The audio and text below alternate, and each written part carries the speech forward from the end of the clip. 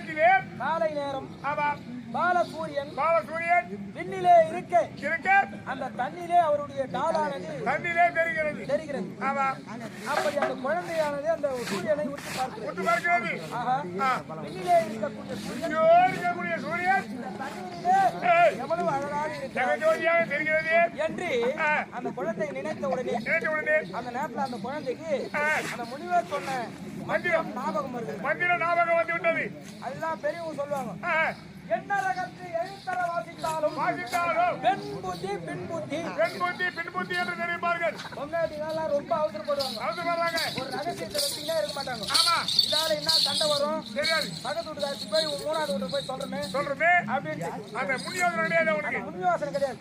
உடனே அவங்களுக்கு சொன்னாதான் ஒரு வேளை சாப்பாடே ஏற்றுக்கும். அது தன்மை போல் அந்த மந்திரமானது ஞாபகம் வந்து அந்த நேரத்திலே வணங்கி